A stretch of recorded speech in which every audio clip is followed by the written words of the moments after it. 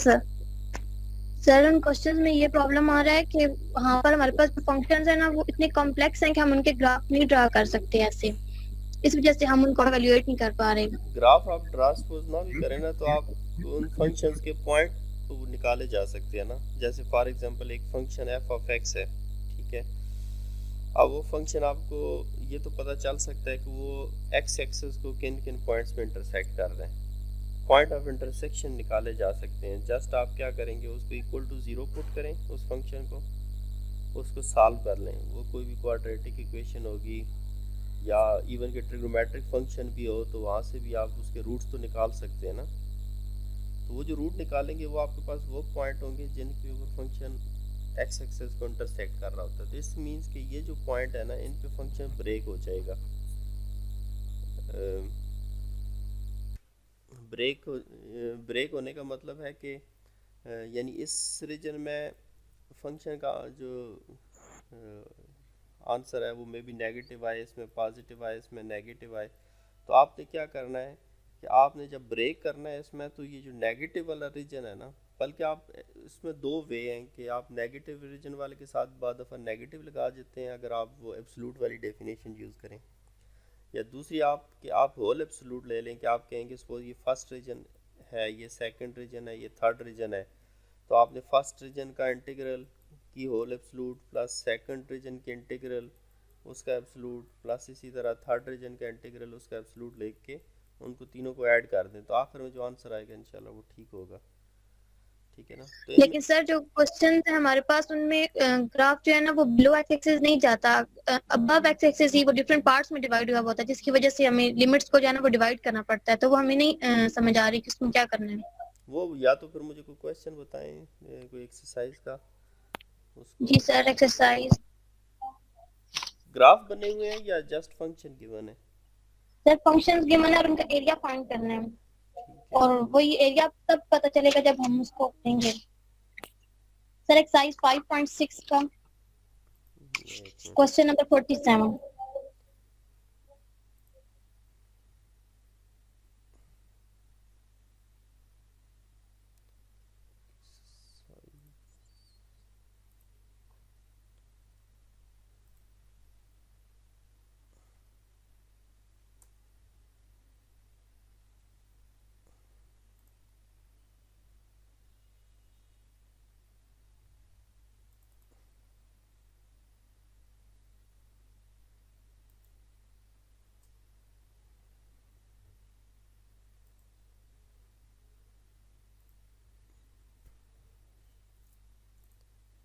अच्छा, exercise 5.6 question number 47। 47। Exercise 5.6।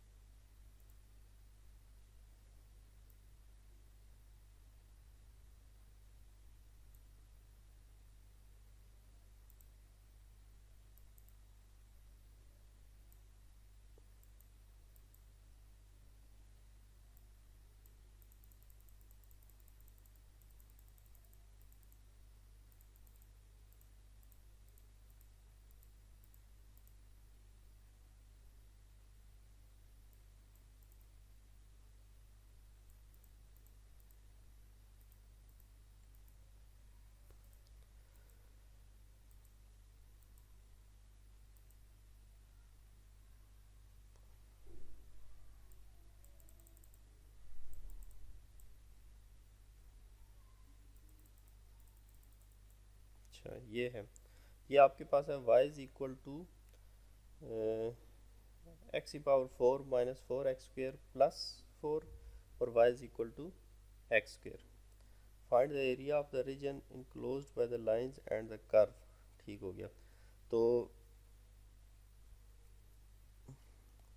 इन curve से enclosed है ना, इन दोनों कर्व से, तो आपने पहले तो इनके पॉइंट ऑफ इंटरसेक्शन भी फाइंड करने हैं ना कि ये दोनों कर्व्स कहाँ कहाँ पे इंटरसेक्ट कर रही हैं। ठीक है, यानी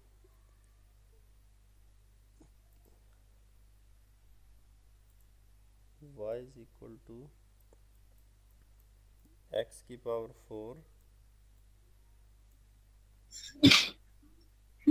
-4x² माइनस 4x² +4 प्लस 4 है, और दूसरी कर्व है y is equal to x²। x²।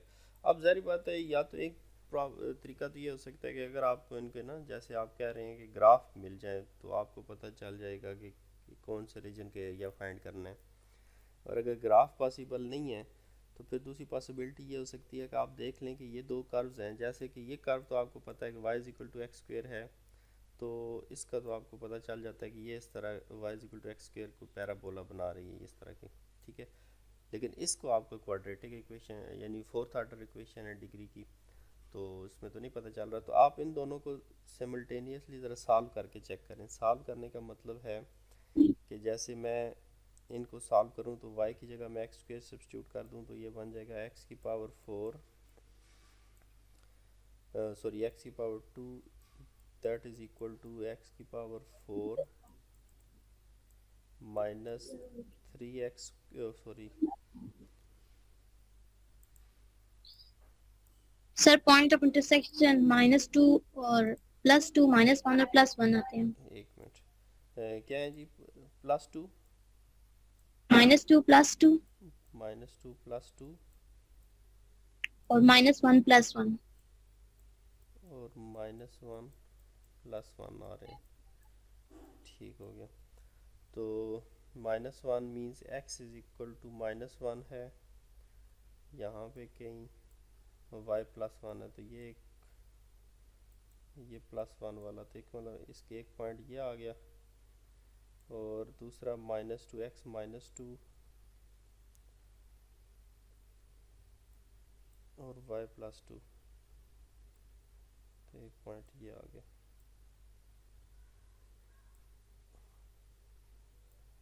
ये पॉइंट ऑफ इंटरसेक्शन ठीक आए हैं? Yes sir. ठीक है, सही हो गया। और इस दौरान आप ये अगर इनके पॉइंट ऑफ इंटरसेक्शन आ रहे हैं तो इस दौरान आप चेक कर लें कि इसका बिहेवियर क्या बन रहा है कर्व का। जैसे अगर आप इसमें सपोज यानी ये बाउंडेड अबव है या बाउंडेड बिलो, क्योंकि यहाँ पे आपको प्रॉपर स्केचिंग तो नहीं पता चल रही कि ये कौन सी है। y² आपको पता है वो तो ये है, ठीक है। अब इसमें सर इस कर्व का यही प्रॉब्लम आ रहा है कि हमें ये नहीं पता चल रहा कि कर्व का बिहेवियर क्या है, जिसकी वजह से हम आगे उनकी लिमिट्स नहीं पुट कर पा रहे। वही ना, अब जरा अगर चेक किया जाए तो ये कर्व या तो इसकी अपर साइड पे होगी या लोअर साइड पे होगी, ऐसे ही होगा ना। सर लोअर साइड पे है, लोअर, इसका ग्राफ हमारे पास था। ठीक है। अब आप कैसे चेक करेंगे, आपने क्या करना है कि -1 से -2 के दरमियान ना कोई वैल्यू ले लेनी है। यानी आप सपोज -0.5 ले लें, -1.5 ये वाले इधर से वैल्यू एक ले लें, ठीक है जी। अब -1.5 जो है ना, आप इस कर्व में भी पुट करें और इस कर्व में भी पुट करें।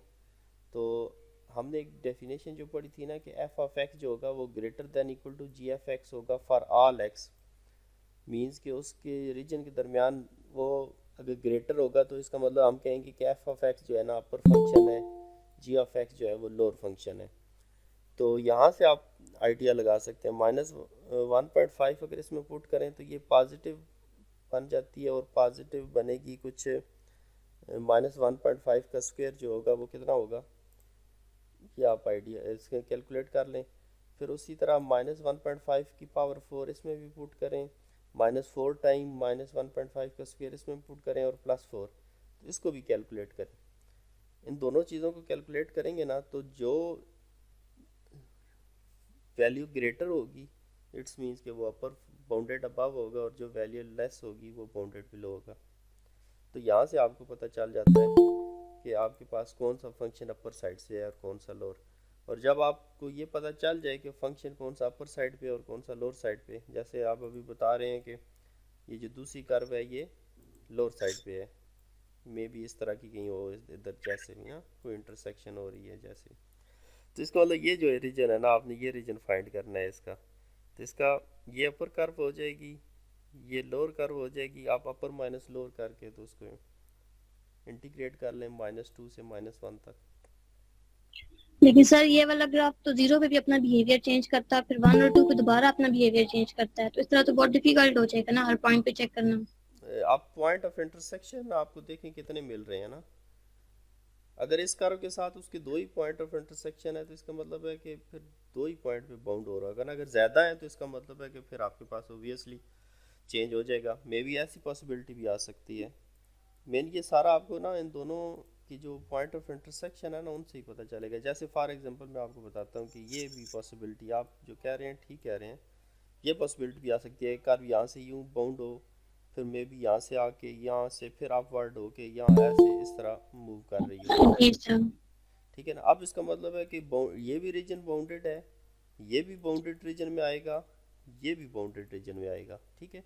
अब फर्क क्या होगा कि ये आपके पास इस पॉइंट के बाद बिहेवियर चेंज हो रहा है, इस पॉइंट ऑफ इंटरसेक्शन के बाद बिहेवियर चेंज हो रहा है। और ये तो अब यहाँ से आपके पास ये जो है ये अपर कर्व है, ये लोअर कर्व है। नेक्स्ट सेक्शन में ये वाली अपर कर्व हो जाएगी, ये दूसरी लोअर हो जाएगी। ठीक है। तीसरी स्टेज पे फिर वो जो लोअर थी नेक्स्ट स्टेज पे वो अपर हो जाएगी। तो इसका मतलब है आपने 3 पॉइंट पे ब्रेक करना है आपने इस प्रॉब्लम को। और तीनों स्टेजेस पे ना जो फंक्शन की चॉइस है ना कि अपर फंक्शन अपर कर्व कौन सी होगी और लोअर, वो चेंज हो जाएगी। और वो आपको कहाँ से पता चलेगा, उसका तरीकाकार चेक करने का एक तो ग्राफ है, और ओबियसली ग्राफ प्लॉट करना इतना इजी नहीं है। तो दूसरा तरीका फिर यही है कि आप उनकी पॉइंट ऑफ इंटरसेक्शन फाइंड कर लें। ठीक हो गया जी। जितने पॉइंट ऑफ इंटरसेक्शन आ जाएंगे उसके बाद आप उन पॉइंट ऑफ इंटरसेक्शन, जैसे अब मैं एक एग्जांपल के तौर पे वही एक लार्जर बनाता हूँ। जैसे ये आपके पास एक कर्व यूँ आ गई, ये सपोज ये मैं बना देता हूँ। अब इसमें ये जो रीजन है ना इसके अंदर आप यहाँ से, ये आपको पता है 2 मिल गए पॉइंट ऑफ इंटरसेक्शन, इनके दरमियान कोई भी यहाँ से पॉइंट आप सिलेक्ट कर लें, ऊपर वाले फंक्शन किसी दोनों फंक्शन में पुट करें। तो जिस फंक्शन की वैल्यू ग्रेटर होगी वो अपर होगा, जिसकी लोअर होगी वो लोअर होगा।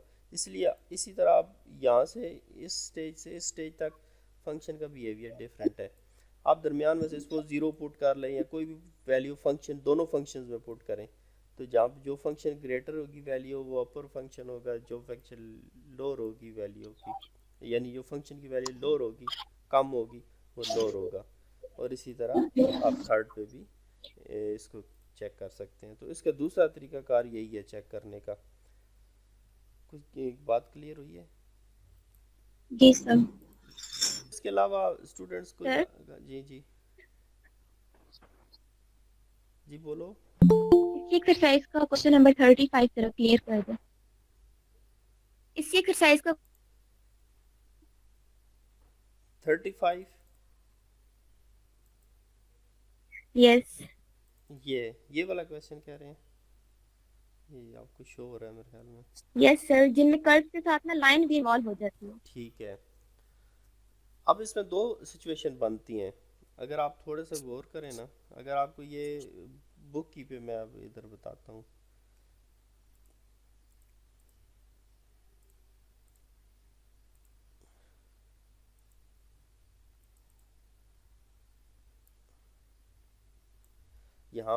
अब यहाँ पे दो सिचुएशंस बनती हैं। एक आप अगर गौर से देखें तो 3 कर्व्स हैं, तो हमने तो बाउंडेड बाय 2 कर्व्स की बात अभी की है ना। तो इट्स मीन के अगर आप देखें तो यहाँ पे 1 से ऑनवर्ड ना बिहेवियर फंक्शंस का आप ब्रेक कर सकते हैं। जैसे अगर 1 पे मैं इस तरह लाइन ड्रा कर दूं, ठीक है, तो आप देखें कि 2 से रीजन बन गए। एक रीजन ये फर्स्ट रीजन बन गया और ये एक रीजन सेकंड रीजन बन गया।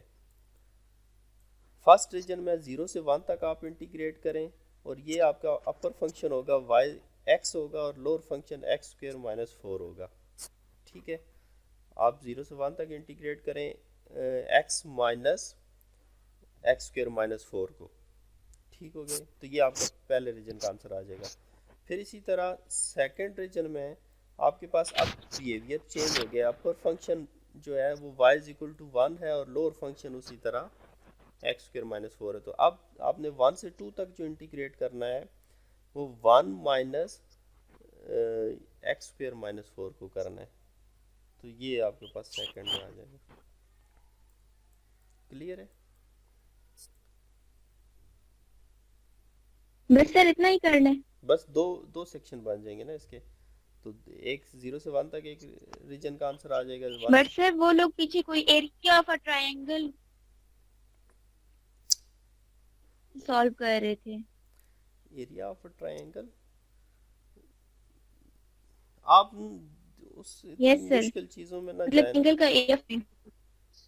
ना। आप ऐसे आप इस तरह इसको चेक करें, इसमें इंशाल्लाह इसका आपका सिंपल भी हो जाएगा इजीली। हाँ बिल्कुल इजीली इसको आप, अगर ना हुआ ना तो नेक्स्ट लेक्चर में डिस्कस कर लेंगे। वैसे ये इस तरह हो जाता है इजीली ना, क्योंकि आप खुद देख लें कि इसमें एरिया फाइंड करना है ना आपने जस्ट आपने क्या करना है कि दो कर्व्स बनानी थी, कि region between the two curves वाला वो प्रॉब्लम बनाना था। तो यहाँ पे 3 आ गई थी, तो फिर आप ब्रेक कर लिया 1 पे ऐसे, तो 0 से 1 तक इंटीग्रेट कर लिया इन दो कर्व्स को, ये वाली और ये वाली, और इसी तरह 1 से 2 तक ये वाली कर्व और इस वाली कर्व को इंटीग्रेट कर लिया। तो ये तो इजीली इंशाल्लाह डील हो जाएगा। ठीक है ना? आप इस तरह यानी आप और सर देखें ऐसे ही क्वेश्चन आगे भी हैं जिनमें 2 कर्व्स है और एक लाइन है, तो वो भी ऐसे ही सॉल्व होंगे इस तरह सॉल्व हो जाएंगे। 51 से अबव। 50। ये वाले कह रहे हैं, ये जो है इनमें 3 इन्वॉल्व है ना? Yes yes sir. इसमें आप एक तो x इज इक्वल टू 0 है, x इज इक्वल टू 0 का मतलब है y axis, y is equal to 3 का मतलब हॉरिजॉन्टल लाइन है, y इज इक्वल टू 3 के ऊपर इस तरह, और x is equal to y square. ये आपके पास एक कर्व है, ये पैराबोला है आपके पास जो है हॉरिजॉन्टल पैराबोला है और 2y के साथ है। तो यानी आप जब इसमें चेक करें कि y 1 होगा तो x की वैल्यू 2 होगी, ठीक है, और जब y2 होगा तो x की वैल्यू 4 हो जाएगी। या आप इसको इस तरह कर सकते हैं 2 प्लस माइनस के साथ, x1 होगा तो y की वैल्यू, तो ये इस तरह का कोई ग्राफ बनेगा। पैराबोला ही है y इज इक्वल टू 2 पे, लेकिन थोड़ा सा ये पैराबोला नहीं है, इस तरह का पैराबोला ही बनेगा ये। और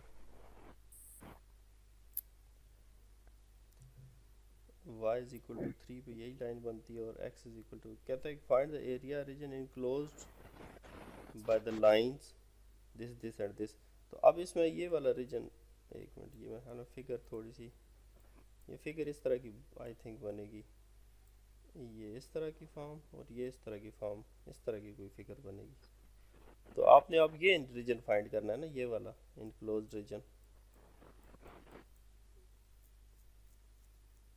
तो इस रीजन में तो ये आपके पास मसला को नहीं है, क्योंकि y is equal to x equal to 0 है, तो एक तो ये बाउंड है, तो आपने स्टार्ट इधर से करना है, 0 से स्टार्ट करना है, और ये आपने देख लेना है कि ये पॉइंट कौन सा बनता है, इनका point of intersection y is equal to 3 का और ये दूसरी कर्व का पॉइंट ऑफ इंटरसेक्शन फाइंड कर लें। वो पॉइंट ऑफ इंटरसेक्शन यहाँ पे आ जाएगा, तो इसका मतलब है ये अपर कर्व y3 आ जाएगी, ये लोअर कर्व आ जाएगी। इसको 0 से 1 तक आप 0 से मतलब जो भी पॉइंट आएगा उस तक इंटीग्रेट कर देंगे। इंटीग्रेशन। क्लियर है? Okay sir. Yes sir. अच्छा, और इसके अलावा जी किसी का लास्ट 6-7 लेक्चर तक कोई ताकि फिर हम आगे फर्दर डिस्कस करना है आज वो शेल मेथड, सॉरी ठीक है, शेल मेथड डिस्कस करना है। चलो वही डिस्कस कर लेते हैं। वो टॉपिक कौन से लेक्चर में है? Lecture number 7। लेक्चर 7।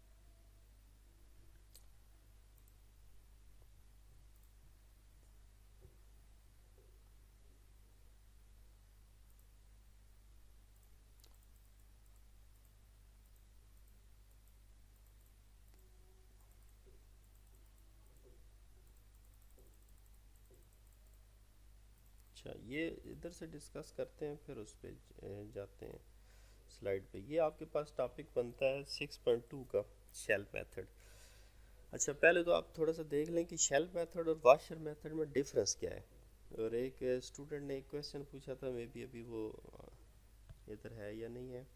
उन्होंने सबसे पहले ये क्वेश्चन पूछा था कि हाँ, यही पूछा था, वाशर मेथड और शेल मेथड में डिफरेंस क्या है। तो आपके पास सिचुएशन सम टाइम ऐसी अकर होती है कि सपोज जिस तरह फंक्शन है, एक फंक्शन इस तरह का गिवन है, जैसे दूसरा फंक्शन इस तरह का गिवन है, और इनके आपने तो पहले स्टेप में इन दोनों के दरमियान एरिया फाइंड कर किया था कि किस तरह दो कर्व्स के दरमियान एरिया फाइंड किया जा सकता है।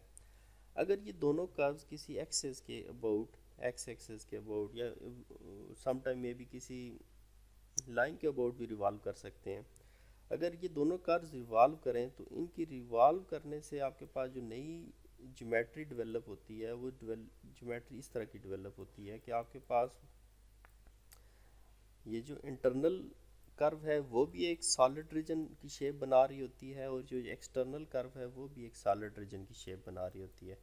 तो इन अब आपके पास क्योंकि area between the two curves, और इसी तरह कहा जाता है कि जी आप वॉल्यूम फाइंड करें, इसी तरह ये जो दो कर्व्स हैं इनके दरमियान अगर रोटेट किया जाए तो, अब पहले तो दो कर्व्स स्टेशनरी थी तो इनके दरमियान एरिया बन रहा था। जब ये दोनों रिवॉल्व करेंगी तो इसका अगर आप फ्रंट फेस देखें तो इस तरह का बनता है कि आपके पास अब उनकी शेप इस तरह की बनना शुरू हो जाएगी। ये उनका मेन रीजन है, सॉलिड रीजन।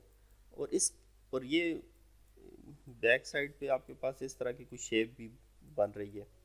तो ये आपके पास इन सारे का, ये जो रीजन है ना, इस सारे का वॉल्यूम फाइंड करना है। तो अब इसका वॉल्यूम फाइंड करने के लिए हमने एक बात डिस्कस की थी कि अगर हमें ये वाला जो रीजन है ना, इसका जो फ्रंट वाला रीजन है, या इसकी किसी स्टेज पे भी आप कहीं से भी इसको यहाँ से ब्रेक करें, कहीं से भी इसको काटें, तो आपके पास ये जो इसकी शेप बनेगी वो इस तरह की डिस्क, यानी इस तरह की डिस्क होगी, होलो डिस्क टाइप। तो जिसको हमने कहा था कि ये जो आपके पास है वाशर टाइप, जिसको वाशर इसलिए कहते हैं क्योंकि वाशर की शेप भी इस तरह होती है कि एक आपके पास एक्सटर्नल रेडियस होता है और एक इंटरनल रेडियस, और दरमियान में से होलो टाइप की शेप होती है जिस होलो डिस्क कहते हैं। तो वाशर टाइप आपको कोई रीजन मिलेगा, और वाशर टाइप रीजन का कोई ना कोई एरिया होगा। उस एरिया को अब थ्रू आउट द डोमेन, जहाँ से जहाँ तक वो दोनों कर्व्स वेरी कर रही हैं, आप उनको इंटीग्रेट कर दें, तो एरिया को ओवर द डोमेन इंटीग्रेट करें तो वो आपको वॉल्यूम देता है। और एक और क्वेश्चन पूछा था स्टूडेंट ने कि ये डबल इंटीग्रल वाला है, वो हमारा खैर नेक्स्ट थर्ड कैलकुलस 3 के अंदर टॉपिक है। तो डबल इंटीग्रल जो होता है एक्चुअली वो भी वॉल्यूम के लिए यूज़ होता है। तो इनमें डिफरेंस क्या है? तो एक्चुअली जो फर्स्ट इंटीग्रल है, फर्स्ट इंटीग्रल यूज़ किया जाता है मेन, अगर सिंपल आप इसको समझें तो it is use to find the area under the curve. अगर आपके पास सिंपल एक कर्व है, ठीक है जी, इस कर्व के अंडर जो आपके पास रीजन के जो एरिया आएगा वो फाइंड करने के लिए यूज़ किया जाता है। ठीक है जी। अब जो डबल इंटीग्रल है उसका जो बेसिक यानी फर्स्ट स्टेप है डबल इंटीग्रल का, that is use to find the volume under the surface. यानी ये दो डेफिनेशंस हैं सिंगल इंटीग्रल की, यानी सिंगल इंटीग्रल यूज़ होता है to find area under the curve in simple way, और जो डबल इंटीग्रल होता है इन सिंपल वे हम कहते हैं कि ये जो वॉल्यूम है, क्योंकि डबल इंटीग्रल है तो इसमें मतलब 2 डायमेंशंस इसमें इन्वॉल्व हो जाती हैं। यानी आपके पास जो फंक्शन यहाँ पे आप यूज़ करते हैं ना, y is equal to f of x, वहाँ पे डबल इंटीग्रल में आपके पास जो फंक्शन है इंडिपेंडेंट वेरिएबल 2 हो जाते हैं, z is equal to f of x y. तो इस तरह के अगर आपके पास z is equal to f of x की y की फॉर्म में अगर कोई फंक्शन आ जाए तो दैट प्रोड्यूस अ सरफेस इस तरह की आपके पास सरफेस प्रोड्यूस होगी यूँ लाइक दिस। अब इस सरफेस के अंदर जितना भी वॉल्यूम बनता है ना, वो वॉल्यूम आप डबल इंटीग्रल के थ्रू कैलकुलेट करते हैं। आप उसको integrate with respect to x भी करते हैं, integrate with respect to y भी करते हैं। अब एक स्टेज पे आपके पास समझ लें कि ऐसी सिचुएशन है कि जहाँ पे आप ये वाली सिचुएशन डील कर रहे हैं सिंगल इंटीग्रल से, कि आप उस एरिया को इंटीग्रेट कर रहे हैं ओवर द सरफेस। तो एक्चुअल ये वाली वो स्टेज बन जाती है जो सिंपल केस बनता है डबल इंटीग्रल का। डबल इंटीग्रल भी सरफेस कोई यानी सरफेस का area under the curve directly find करता है, उसके लिए आपको एरिया की ज़रूरत नहीं होती ना, आपको जब सरफेस पता है तो सरफेस से ही आप वॉल्यूम फाइंड करते हैं। जबकि सिंगल इंटीग्रल यूज़ करते हैं तो पहले आप वो जो रीजन है इस तरह का, पहले उस रीजन का जैसे आपने सिलेंडर का वॉल्यूम देखा तो पहले इस ऊपर वाले रीजन का आपने एरिया फाइंड किया, उस एरिया को through out the domain 0 to h तक आपने इंटीग्रेट कर दिया, तो आपको मिल गया इसका वॉल्यूम। यानी एक्चुअली इस सरफेस ये जो अपर सरफेस है ना, इसकी बहुत सारी स्लाइसेस बन गई, हर स्लाइस का एरिया है। तो आपको पता है कि ये जो मेन कंसेप्ट यही होता है एरिया और वॉल्यूम का, कि अगर आपके पास एरिया है, ये वाली एक रेक्टेंगल ही मैं लेता हूँ, एक रेक्टेंगल है, इसका एरिया एक्चुअली अगर आप देखें तो ये बहुत सारी स्लाइसेस है, इसका एरिया प्लस इसका एरिया प्लस सब एरिया को जमा करें तो टोटल आपको एरिया मिल जाता है। सिमिलरली अगर आपके पास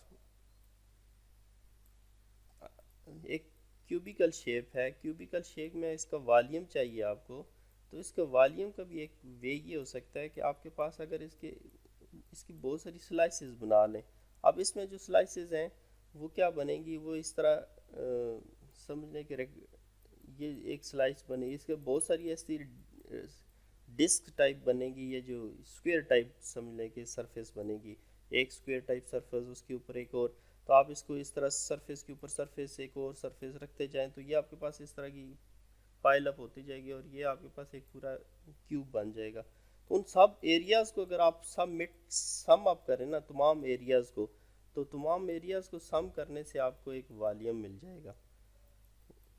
तो मेन क्यूब का वॉल्यूम जो है ना actually sum of the all areas of its base के इक्वली होता है। तो मेन हम जो सिंगल इंटीग्रल में करते हैं वो यही करते हैं कि हम एरिया को एक्चुअली इंटीग्रेट कर रहे होते हैं। एरिया को इंटीग्रेट करने का मतलब है कि उस रीजन तक 0 से जो भी है या A से B तक जो भी आपका रीजन बनता है, उस एरिया के तमाम यानी A से B तक जो तमाम एरियाज़ आ रहे हैं उनको हम सम अप कर रहे हैं।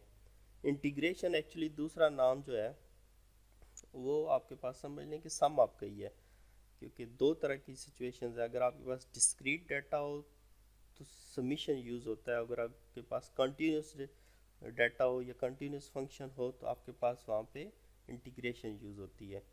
तो ये यानी इंटीग्रेशन भी in other words you can say that it is the sum of the areas. तमाम एरियाज़ को सम करें तो आपको फिर एट द एंड वॉल्यूम मिलता है। तो ये सिंगल इंटीग्रल और डबल इंटीग्रल की एक थोड़ी सी इंट्रोडक्शन था। अच्छा, बहरहाल हम आते हैं, तो पहले था कि वो जो वाशर मेथड, तो वाशर जो है ना वो इस तरह की शेप डेवलप हो जाती है कि आपके पास एरिया ऑफ द वाशर को आप through out the surface integrate करते हैं तो आपको उस सरफेस का ना वॉल्यूम मिलना शुरू हो जाता है। मेन एक वाशर एक्चुअली एक ऐसा फिनोमेना है, एक ऐसा रीजन है कि जो वाशर टाइप का होता है, तो उस वाशर के एरिया आप फाइंड कर लेते हैं। अब शेल के अंदर आपके पास सिचुएशन ऐसी है कि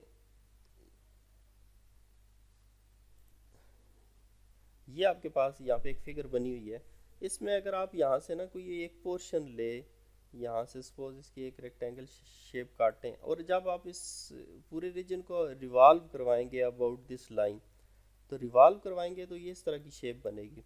अब यहाँ पे आपके पास जो सिचुएशन ऐसी है कि जिसको आप इस पूरे रीजन का वॉल्यूम फाइंड करने के लिए यूटिलाइज कर सकें, तो यहाँ पे उस तरह की आपको डिस्क या वाशर आपको मिलेगी नहीं, यानी उस तरह की वाशर आप डेवलप नहीं कर सकेंगे इसके अंदर। तो यहाँ पे जो डेवलप होगा वो आपके पास इस तरह का एक शेल डेवलप होगा इस तरह का, यानी पूरे रीजन का।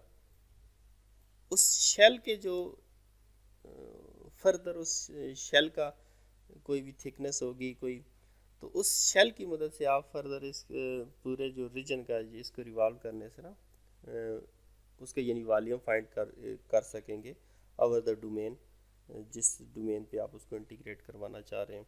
जैसे कि फॉर एग्जांपल के तौर पे अगर कोई एग्जांपल हमें मिल जाए तो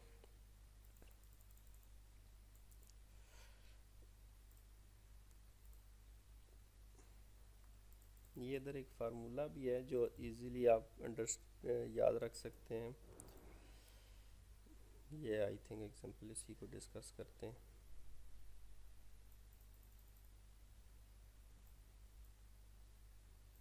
यही है, कहते हैं region enclosed by the x axis and the parabola, और ये कोई पैराबोला है y इज इक्वल टू ये वाली जो फिगर दी हुई है यहाँ पे,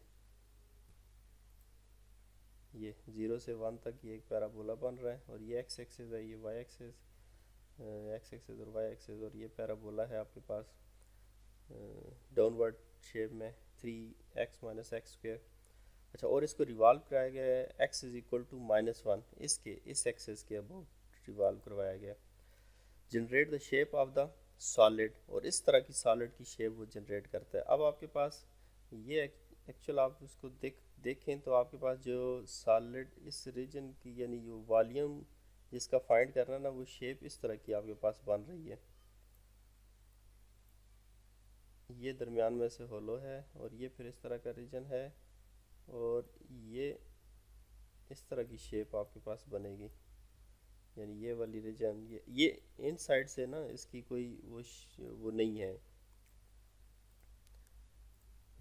यानी ये वाला वॉल्यूम जस्ट आपने फाइंड करना है इसका, और ये जो रीजन इसके साथ रिवॉल्व कर रहे हैं इस शेप का वॉल्यूम फाइंड करना है। तो अच्छा, उसके बाद कहता है कि find the volume of the solid, और इस सॉलिड का जो रिवॉल्व करने के बाद जो आपके पास सॉलिड जनरेट होता है उसका वॉल्यूम आपने जनरेट करना है। उसके वॉल्यूम जनरेट करने के लिए शेल मेथड से आपने क्या करना है कि आपको फार्मूला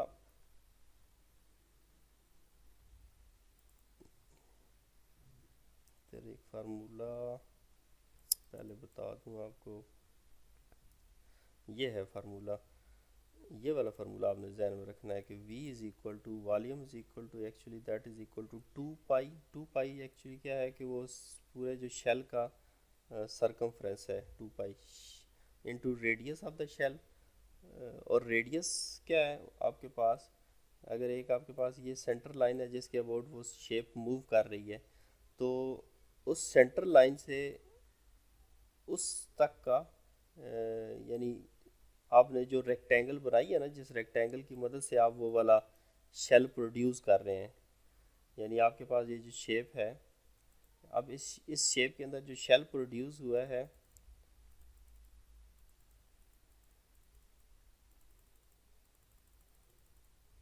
ये वाला, इसमें ये जो शेल प्रोड्यूस हुआ है नेक्स्ट स्टेज पे ये वाला, अब इस शेल का कोई ना कोई रेडियस होगा ये फिक्स पॉइंट से, यानी ये जो है यहाँ से फिक्स पॉइंट से इसका जो रेडियस है वो that is the radius of the shell कहलाता है। और वो अब क्योंकि आपके पास ये जो इसकी कोई थिकनेस है तो हमने इसका फिर एवरेज रेडियस ले लेते हैं। एवरेज का मतलब है कि इसका मिड पॉइंट, ये आपके पास इसका दरमियान में से मिड पॉइंट शेल का कंसीडर कर लेते हैं, क्योंकि इसकी कोई थिकनेस होगी, इस तरह का शेल है सपोज इस शेप का, ठीक है जी, जिस शेल को फर्दर आप यूटिलाइज कर रहे हैं आगे, तो इसके दरमियान से ना इधर इससे यहाँ मिड पॉइंट तक इसका रेडियस हम कैलकुलेट कर लेते हैं, यानी ये भी कोई एक पॉइंट होगा, ये पॉइंट उसके दरमियान में पॉइंट, और ओब्वियसली ये जो दरमियान ये जो थिकनेस है वो बहुत स्मॉल हम कंसीडर करते हैं, जितनी थिकनेस स्मॉल होगी उतना ही आपके पास एक्यूरेट आंसर आएगा। तो ये उसका रेडियस ऑफ द शेल है। अच्छा,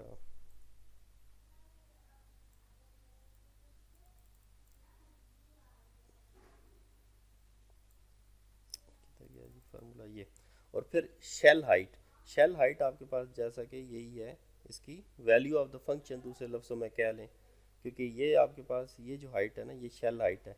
अब फंक्शन यहाँ से इस तरह का मूव कर रहा है तो हर डिफरेंट स्टेज पे शेल की हाइट चेंज होती है जाएगी, यानी मे बी इस स्टेज पे ये वाली शेल हाइट हो तो जो value of the function at that point होगी ना वो शेल हाइट होगी। और with respect to d x change with respect to, अगर डी एक्स के रिस्पेक्ट से अबाउट एक्स एक्सिस यानी रिवॉल्व कर रहा है, sorry about y axis revolve कर रहा है तो एक्स चेंज होगा, और अगर अबाउट एक्स एक्सिस रिवॉल्व कर रहा है तो फिर वाई चेंज होगा, यानी ये शेल में भी इस तरह हॉरिजॉन्टल फॉर्म में भी रिवॉल्व कर सकता है, इस फॉर्म में रिवॉल्व कर सकता है। तो फिर आपके पास उसमें चेंज विद रिस्पेक्ट टू यानी आप y कैलकुलेट करेंगे इसमें। और हॉरिजॉन्टल फॉर्म वर्टिकल फॉर्म में मूव करेगा तो उसमें आपने विद रिस्पेक्ट टू x उसकी चेंज फाइंड करनी है। तो ये मेन फार्मूला आपके जहन में हो तो फिर आप इजीली चीज़ों को अंडरस्टैंड कर सकते हैं कि volume is equal to 2 pi radius of the shell, वो जो शेल का रेडियस है, और फिर हाइट ऑफ द शेल, उनको आपने इंटीग्रेट करना है। अब आते हैं अपनी एग्जांपल के ऊपर।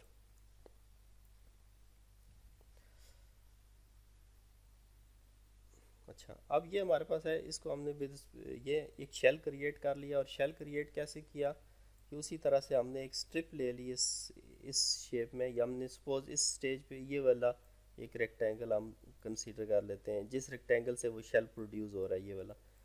ठीक है जी। अब इसको अगर हम इस रेक्टेंगल को रिवॉल्व करें ना अबाउट दिस, तो ये आपके पास ऑटोमेटिकली एक शेल प्रोड्यूस होगा। ठीक है जी। उसकी थिकनेस कितनी होगी, और उसकी थिकनेस उतनी होगी जितनी उस रेक्टेंगल की थिकनेस होगी। जितनी आपने ये रेक्टेंगल अज्यूम की है ना, इसकी जितनी थिकनेस होगी वही।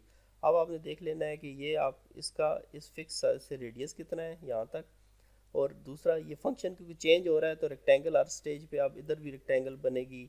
यानी आपके पास ये जो शेल है, ये शेल मूव कर रहा है कि पूरी थ्रू आउट द शेप। यानी इस शेप में भी एक रेक्टेंगल बनेगी, एक शेल यहाँ पे बनेगा, इस शेप में भी एक रेक्टेंगल बनेगी।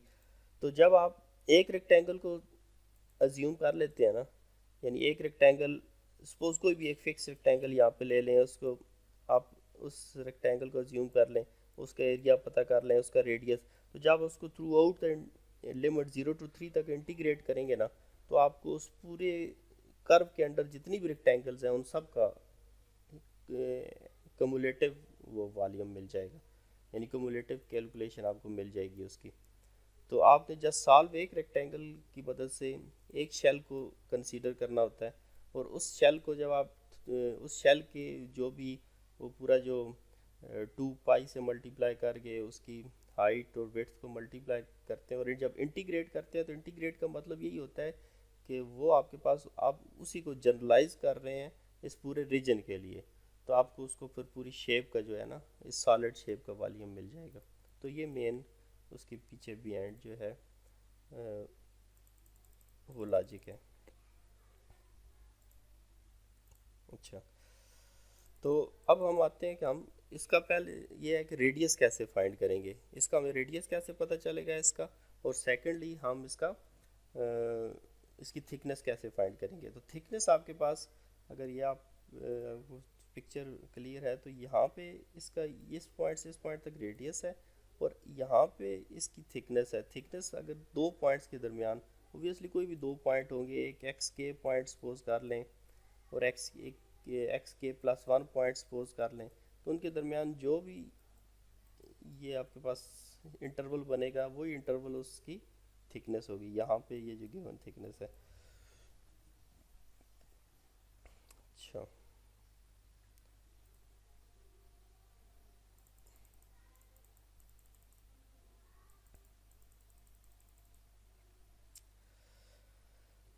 तो अब हमारे पास जो गिवन फंक्शन था वो था y is equal to 3x minus x square, जिसको हम रिवॉल्व करवा रहे थे, और रिवॉल्व अबाउट किसके करवा रहे थे, x इज इक्वल टू -1 के अबाउट रिवॉल्व करवा रहे थे। ठीक हो गया जी। और अब हमें दो चीज़ें चाहिए। एक तो जिस सिलेंडर यानी जिस शेल को हमने कंसीडर किया, ये वाला शेल, इसका चाहिए कि ये अबाउट अगर -x इज इक्वल टू -1 के अबाउट रिवॉल्व हो रहा है, तो इसका रेडियस इससे इस स्टेज पे कितना है। ठीक है जी, शेल का जिसके अबाउट ही शेल रिवॉल्व हो रहा है, और दूसरा इसकी हाइट कितनी है। तो हाइट इसकी मैंने ये जैसे कि बताया कि हाइट इसकी वही होती है जो इसकी फंक्शन होता है। हर स्टेज पे जो हाइट क्योंकि चेंज होती रहती है, तो इट्स मीन कि जो हाइट होगी वो फंक्शन ही होगा। तो पहली स्टेज पे हाइट जो होगी उसकी वो y ऑफ x ही होगी, यही हाइट होगी इसकी। और दूसरे स्टेज पे इसका जो रेडियस है उसका यानी उसके शेल का, तो वो चेक कर लेते हैं जी। वो आपके पास है थिकनेस, ये आपके पास मूव कर रहा है अबाउट, ये ओरिजिनल स्टेज 0 पे पड़ा है, और ये x इज इक्वल टू -1 पे ये, तो ये -1 से लेके 0 तक, ठीक है जी, ऑनवर्ड, यानी यहाँ से स्टार्ट होगा और 0 से अगर आप फर्दर मूव करेंगे आगे, तो आगे फिर ये चेंज हो रहा है x के साथ, यानी इसको मैं थोड़ा सा क्लियर कर देता हूँ। यानी अगर आपके पास ये शेल मूव कर रहा है ना about x is equal to -1, ये, और ये शेप इस तरह की है कि जिसको मूव करा रहे हैं, तो इसका इस तरह के बहुत सारे शेल बनेंगे। तो इसका अगर सपोज किसी एक शेल का आप रेडियस चाहिए ना, ये वाला, तो आपको एक तो वो x इज इक्वल टू -1 से लेके 0 तक आपने चेक करना है वो कितना डिस्टेंस बनता है, तो वो तो 1 डिस्टेंस बनता है -1 से 0 तक। और अब 0 से ऑनवर्ड जो चेंज हो रहा है वो x के रिस्पेक्ट से चेंज हो रहा है, मीन x की वैल्यू 0 होगी तो वो स्टेज पे होगा 0 स्टेज पे, x की वैल्यू 1 होगी तो वो नेक्स्ट स्टेज पे होगा, x की वैल्यू 2 होगी तो वो नेक्स्ट स्टेज पे होगा। तो इसका मतलब इसका जो रेडियस होगा ना 1 प्लस x होगा, मीन्स 1 प्लस x मीन्स के जो उसके ओरिजिन है जिसके अबाउट वो रिवॉल्व कर रहा है उसका देखना है। यानी मैं इसको एक दफ़ा फिगर से आपको फिर समझाता हूँ। ये वाली फिगर है। अब ये जो आपके पास मूव कर रहा है ना, ये अबाउट 0 पड़ा हुआ है एक्स एक्सिस पे, मूव आपके पास ये -1 के अबाउट कर रहा है। तो ये -1 से लेके ये जो 0 तक, ये आपके पास कितना यूनिट बनता है, ये 1 यूनिट है। और उसके बाद ये 0 से ऑनवर्ड जो इसकी रेडियस है ना वो चेंज हो रहा है एक्स के रिस्पेक्ट से, यानी क्योंकि हमारे पास जो एक्स है ना that is changing from 0 to 3, यानी हमारी जो एक्स की लिमिट है। तो इसका मतलब अगर 1 के ऊपर आप स्लाइड बना रहे हैं तो इसका उस स्टेज पे उसका जो रेडियस होगा 1 + 1 2 हो जाएगा। अगर 2 के ऊपर आप वो बना रहे हैं, रेक्टेंगल बना रहे हैं जिसकी मदद से शेल प्रोड्यूस होगा, तो वह उस स्टेज पे आपके पास 1 + 2 3 हो जाएगा रेडियस। तो यानी वो डिपेंड कर रहा है एक्स की पोजीशन के ऊपर। तो फर्दर जो फिक्स पोजीशन है उसकी वो 1 है। तो इसको फिर जर्नल फॉर्म में जब इसका रेडियस कंसीडर करेंगे तो हम कहेंगे ये जो 1 + x हो गया, और हाइट इसकी क्या हो गई, वही y हो गई। और इसको मल्टीप्लाई करेंगे 2 पाई से, 2 पाई मीन्स की पूरा सरकमफ्रेंस। अब और इस पूरे रीजन को जब आप वो करेंगे, इंटीग्रेट करेंगे over the region, over the domain 0 to 3, तो आपको उस पूरे रीजन का वॉल्यूम मिल जाएगा जिसके अबाउट वो मूव कर रहे हैं। तो अब ज़रा इस पे आते हैं। तो ये आपके पास वो मेन था। सबसे पहले 2 pi into radius of the shell और into height of the shell. Height of the shell वही फंक्शन आ गया y, radius of the shell वही आ गया आपके पास जिसके अबाउट वो मूव कर रहा था -1, तो -1 से लेके 0 तक हो गया डिस्टेंस 1, और ऑनवर्ड आगे 0 से 3 तक, क्योंकि 0 से 3 तक ये चेंज हो रहा है विद रिस्पेक्ट टू x, तो इसका मतलब हमने उसको फिर x के साथ लिंक कर दिया, तो 1 + x रेडियस हो गया और 2 पाई उसका सरकमफ्रेंस हो गया। तो इस पूरा ये जो आपके पास ये जो शेल का समझ लो एरिया बन रहा है, इस शेल के एरिया को ओवर द रीजन 0 to 3 जब हमने इसको इंटीग्रेट किया तो हमारे पास टोटल वॉल्यूम आ गया। तो ये मेन उसका बिहाइंड है, यानी ये आपके पास ये जो शेल है ना, ये शेल की वो ली हुई है, ये शेल की थिकनेस है, ये शेल की हाइट है, और ये पूरा सरकमफ्रेंस 2 पाई है। क्योंकि इस शेल को जब आप तोड़े ना तो ये आपके पास पूरा 2 पाई होता है, तो इसको यहाँ से आप ब्रेक करें तो ये जो स्ट्रेट लाइन बनेगी ना, ये वाली यहाँ से यहाँ तक ये 2 पाई लेंथ बनेगी, ठीक है। तो ये आपके पास सरकमफ्रेंस आ गया। तो इस पूरे जो उसको sorry volume of the shell को जब आपने एक्सपेंड कर दिया ना, वॉल्यूम ऑफ द शेल को 0 to 3 तक, तो उस पूरे रीजन का वॉल्यूम आपको मिल गया। तो ये मेन इसके बिहाइंड शेल का प्रॉब्लम है कि किस तरह शेल की मदद से आप किसी भी सॉलिड रीजन का वॉल्यूम फाइंड कर सकते हैं। तो ये थोड़ा कोई टॉपिक क्लियर हुआ है students? Yes sir. Sir lecture की लास्ट एग्जांपल डिस्कस कर देंगे। लेक्चर की एक्सक्यूज मी सर। अच्छा, अब यहाँ पे इसमें एक बात सुन लें कि सम टाइम कुछ ऐसे प्रॉब्लम होते हैं जो आप मे भी चेक करें कि वो शेल की मदद से भी हो जाते हैं और सिंपल भी हो जाते हैं। जैसे मैं एक देख रहा था कि अगर आप ये वाली सिचुएशन देखें ना, एक ये वाला प्रॉब्लम आपने देखा था सिंपल, आपने कहा था कि ये कर्व रिवॉल्व करे अगर सपोज अबाउट एक्स एक्सिस को, तो ये वॉल्यूम जनरेट करती है, इसका वॉल्यूम फाइंड करें। तो ये तो सिंपल वे से भी आपने इसका वॉल्यूम फाइंड किया हुआ है इस रीजन का, ठीक है। और दूसरे लफ्ज़ों में आप देखें तो ये यहाँ पे ना, यहाँ से अगर आप हॉरिजॉन्टल शेप में देखें तो यहाँ से एक रेक्टेंगल शेल टाइप भी वो बन सकती है, आप उस शेल को भी एक्सपेंड कर सकते हैं। यानी ये एग्जांपल जो है ना, ये सिंपल वे में भी हो सकती है जैसे आप पहले कर चुके हैं, और ये शेल के वे से भी हो सकती है। यानी ये मे भी इसने इधर आगे, हाँ ये एग्जांपल इसने यही वाली एग्जांपल या की भी है। ये वाली ये कौन सी है, यही है ये वाली। तो ये तो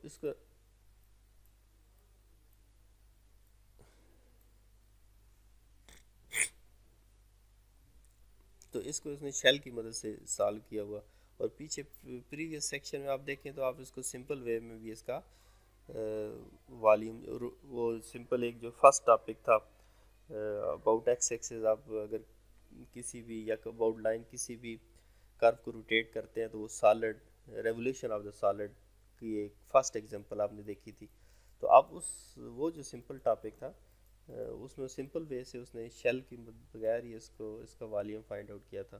तो यहाँ पे इसका आप शेल की मदद से भी इसका वॉल्यूम फाइंड कर सकते हैं। तो मेन कुछ ऐसे टॉपिक है जो मे बी ओवरलैप भी करते हैं, मेन दोनों वे से हो सकते हैं। जी आप क्या पूछ रहे थे, यहाँ पे कुछ स्टूडेंट पूछ रहे थे। सर इस लेक्चर की लास्ट एग्जांपल डिस्कस करें। ये वाली है लास्ट एग्जांपल। No sir. ये वाली जी ई इक्वल टू दिस, यही। ठीक है। Example, use cylindrical shell to find the volume solid generated when the region R under the y is equal to x square over the interval 0 to 2 is revolved about the line y is equal to -1। अब y is equal to -1 के about revolve हो रही है ये curve. तो ये y is equal to -1 का मतलब ये हुआ कि ये हॉरिजॉन्टल रिवॉल्विंग है, यानी हॉरिजॉन्टली रिवॉल्व कर रही है, ठीक है। और कर्व आपके पास गिवन है y is equal to x square, ये कर्व है अच्छा, और रिवॉल्व हॉरिजॉन्टल कर रही है। तो इसकी मीन्स कि आपके पास आपको y is equal to f of x की फॉर्म में अगर फंक्शन गिवन हो ना, तो अगर आप उसको वो रिवॉल्व कर रहा हो वर्टिकल फॉर्म में, तो आपको पता है कि वो लिमिट जो होती हैं वो 0 टू यानी सम x विद रिस्पेक्ट टू, क्योंकि x डिफरेंशिएट करते हैं तो लिमिट x की होती हैं, तो फंक्शन भी इन टर्म ऑफ x होना चाहिए। अब जब आप इसको रिवॉल्व करवा रहे हैं इस कर्व के अबाउट हॉरिजॉन्टल कर्व के अबाउट ये रिवॉल्व करेगी, तो इस स्टेज में आपके पास जो इसका एक तो कन्वर्जन है वो y में होगी, क्योंकि लिमिट्स इसकी इन टर्म ऑफ यानी y हो जाएंगी, ठीक है। और 0 to 2x है, तो अब ठीक है, तो हम ज़रा देख लेते हैं फिर इसकी लिमिट क्या बनती है और इसका। तो आपके पास ये जो है कर्व x है, x से 2 तक कर्व है, और ये आपके पास यहाँ तक ऑब्वियसली कर्व बनती है। तो ये जब रिवॉल्व करेगी अबाउट दिस लाइन, तो इसकी शेप जो होगी ना वो मे बी इस तरह की बने, यहाँ पे भी इस तरह की शेप इस तरह की जनरेट होगी, और ये इस तरह की शेप जो है ना वो जनरेट होगी, और इसके अबाउट मूव कर रही है, ये ऐसे बनता है। तो जब x 0 होगा, आपके function y is equal to x square है, तो जब x 0 होगा तो y भी 0 आ जाएगा, क्योंकि जो x की लिमिट है वो 0 से 2 तक गिवन है। और जब x आपके पास 2 पुट करेंगे तो y आपके पास 4 आ जाएगा। तो इसका मतलब है कि x2 पे y जो है यहाँ पे वो 4 मिल रहा है आपको। तो आपने चेक करना है कि आपका 0 से -1 तक डिस्टेंस कितना है, वो तो 1 है ना। ठीक है। ठीक है ना, -1 तो नहीं ले सकेंगे ना। तो यानी आप y0 पुट करेंगे तो इसका मतलब at 0 is equal to y is equal to 0 पे ये वाली सिचुएशन बनती है यहाँ से यहाँ तक। तो अब 0 से इधर तक द रेडियस -1, यानी रेडियस नेगेटिव तो नहीं होगा, रेडियस तो 1 ही होगा, ठीक है ना, ओके डिस्टेंस है ना। ठीक। तो आप एक्चुअली हम डिस्टेंस उसमें, अच्छा, तो ये y+1 इसका रेडियस आ गया। और दूसरा आपको इसका चाहिए कि हाइट ऑफ द फंक्शन। तो ये सिचुएशन ये है कि हमने थोड़ा सा जो क्वेश्चन है उसको अंडरस्टैंड नहीं किया। हमने इस रीजन का जो वॉल्यूम है ना, इस रीजन का वॉल्यूम फाइंड करना है 0 to 2, और ये जो रीजन है इस रीजन को रिवॉल्व करवाना है about y is equal to -1। तो इस रीजन का यानी आपके पास ये जो फर्दर रीजन बनेगा, ये वाला रीजन बनेगा, सॉरी, फर्दर ये वाला रीजन बनेगा, और इस रीजन का जो वॉल्यूम है ना, इस तरह का रीजन बनेगा, ये इस तरह रिवॉल्व होगा अबाउट दिस लाइन। तो इसका वॉल्यूम फाइंड करना है इस रीजन का, शेडेड रीजन का। तो इसके लिए आपने जो height of the function consider करनी है, हाइट ऑफ द फंक्शन ये वाली होगी, इनसाइड ये वाली, ये हाइट होगी फंक्शन की। हम वो डिस्कस कर रहे थे ना कि ये यहाँ से यहाँ तक तो वो नहीं होगी, बल्कि हमने क्योंकि ये वाला वॉल्यूम फाइंड करना है ये इनर साइड का, तो ये वाली हाइट होगी। अब आप यहाँ से देखें कि जब आपके पास, तो इस सूरत में जो हमने वॉइस जो सिलेक्ट करना है, जो height of the function select करनी है वो सिलेक्ट होगी, हमारे पास जो फंक्शन है वो y is equal to x square है। तो y is equal to x square ये पूरे इस फंक्शन की रीजन को बता रहा है। और क्योंकि हम इसको फिक्स लाइन,